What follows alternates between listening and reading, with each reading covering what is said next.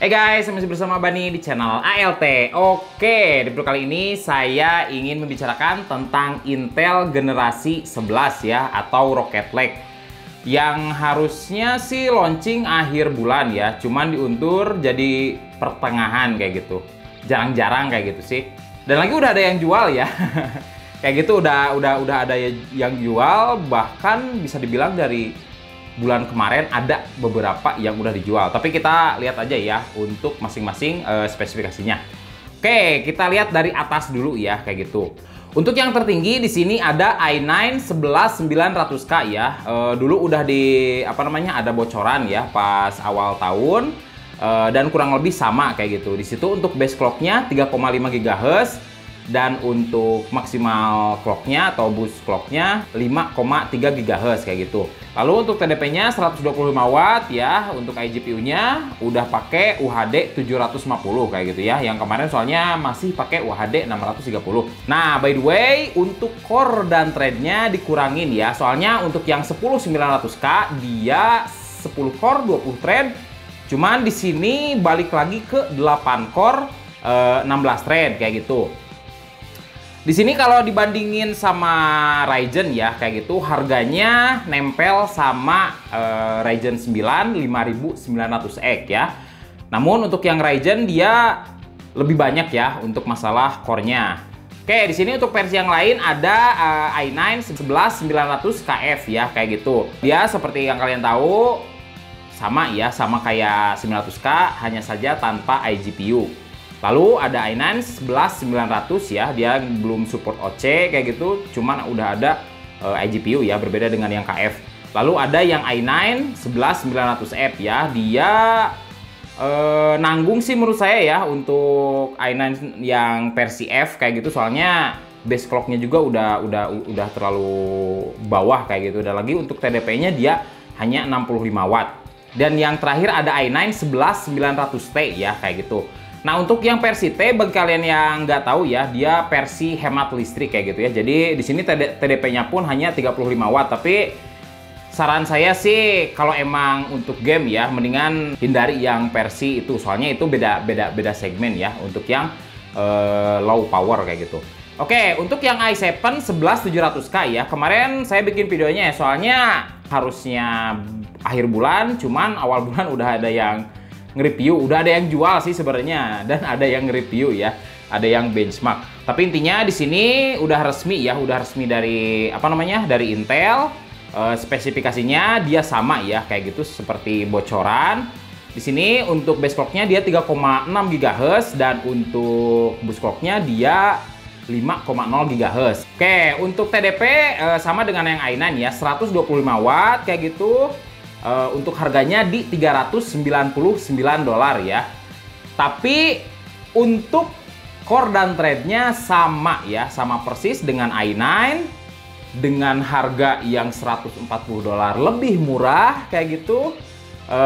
Kekurangannya sih ketimbang yang i9 dia untuk maksimal clock-nya ya, yang ini hanya 5,0 GHz kayak gitu.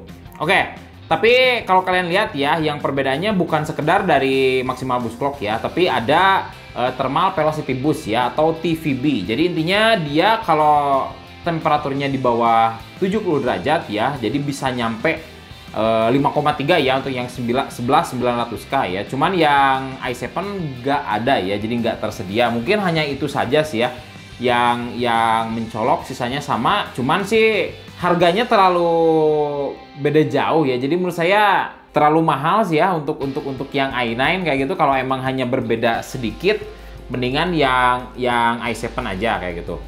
Kenapa ya untuk i9 dan i7 dia sama kayak gitu ya. Core dan thread-nya kemungkinan besar emang pasti dari TDP ya. Soalnya kalau lebih banyak core bakalan lebih panas juga ya. Kalau lebih dari 125 menurut saya itu untuk mainstream ya, untuk segmen mainstream terlalu tinggi kayak gitu. Oke, kita lanjut ke i3 ya. Oh sorry, i5 dulu ya. Untuk i5 kalian bisa lihat aja ya. Di sini saya nggak akan terlalu banyak jelasin sih. Paling yang bedanya hanya ya 6 core 12 thread kayak gitu ya. Memorinya ada perubahan ya, maksimalnya di 3200 MHz. Sisanya masih sama-sama aja ya kayak gitu. Untuk PCIe lane-nya semua sama ya, dan untuk cache-nya dia hanya 12 MB ya. Untuk yang i7 dan i9 dia pakai 16. Oke, kalian lihat aja sih ya, soalnya kurang lebih sama-sama aja sih ya sama yang generasi kemarin, hanya berbeda-beda dikit. Cuma di sini saya mau langsung loncat ke i3 ya, soalnya untuk i3 nggak ada generasi 11 ya, hanya generasi 10 refresh kayak gitu. Oke, kita lihat dulu ya yang emang ada di Indonesia ya, yaitu i3 10105 dan i3 10105F. Untuk yang 10105 dia udah ada iGPU-nya ya, dan untuk yang 10105F dia nggak ada GPU-nya ya, minus GPU. Perbedaan dengan versi sebelumnya sih paling cuma dari base clock dan boost clock ya, masing-masing dia naik 100 MHz kayak gitu. Untuk harganya pun bisa dibilang sama ya, walaupun pas kemarin saya lihat harga sebenarnya cukup tinggi ya. Ini untuk yang 10105F harganya $97 atau di kisaran 1,3-1,4 ya kayak gitu harusnya. Tapi pas terakhir lihat harganya di kisaran 1,8 kayak gitu ya. Jadi lumayan tinggi. Harusnya sih sama ya, harganya sama dengan yang 10 ampun. Ini jujur kalau masalah nama Intel paling ribet ya, soalnya terlalu banyak sih, agak rumit kayak gitu. Oke, untuk untuk i3 10100 ya yang biasa kemarin kan harganya di kisaran 1,3-1,4 ya. Ini pun harusnya sama. Cuman kemungkinan karena ya permintaannya banyak ataupun stoknya sedikit, jadi agak lebih mahal. Jadi intinya kalau yang i3 10105F ya, kalau harganya 1,3 atau 1,4 menurut saya itu sangat bagus dan saya rekomendasikan ya untuk membeli i3 itu. Tapi kalau harganya di kisaran 1,8 ya, saya lebih menyarankan pakai Ryzen 3 3100 atau mendingan pakai yang i5 kayak gitu. Soalnya biasanya di kisaran 2,2 juta ya. Jadi nanggung sih cuma beda 400.000. Oke, kalian bisa lihat aja ya, sisanya untuk Pentium ya, dia 2 core 4 thread kayak gitu.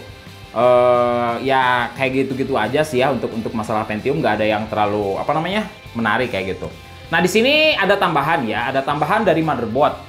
Nggak akan saya terlalu jelaskan ya, saya hanya melihat fitur yang paling berbeda, yaitu di B56 kayak gitu. Nah, by the way, perbedaan dengan B46 atau generasi sebelumnya, biasanya kan untuk versi B ya, atau seri B, dia nggak bisa di OC kayak gitu. Untuk sekarang bisa di OC ya. Jadi, kalau kamu mau OC ya, di B56. Sekarang dia support kayak gitu. Hanya saja khusus generasi 11. Dan itu pun i5 ke atas ya. Untuk i3 maksimalnya tetap ya. Kalau kamu pakai misalkan i5 generasi 10 kayak gitu ya, dipasang di sini bisa kayak gitu ya, dipasang di B56 bisa, hanya saja fitur OC tadi nggak keluar ya. Oke, untuk CPU mungkin gitu-gitu aja sih ya, nggak terlalu berbeda jauh dengan generasi kemarin. Emang untuk sekarang mungkin masih menunggu ya untuk masalah Intel, untuk penggebrakan yang lebih kayak gitu ya. Soalnya kayak ini kayak yang masih tambah-tambahin dikit kayak gitu. Tapi intinya untuk sekarang ya, Intel kelebihannya dari harga kayak gitu ya. Soalnya dia lebih murah ketimbang AMD ya atau Ryzen. Oke, mungkin segitu aja untuk video saya kali ini. Bila ada pertanyaan atau apapun bisa tuliskan komentar di bawah. Jangan lupa like dan subscribe. Salam.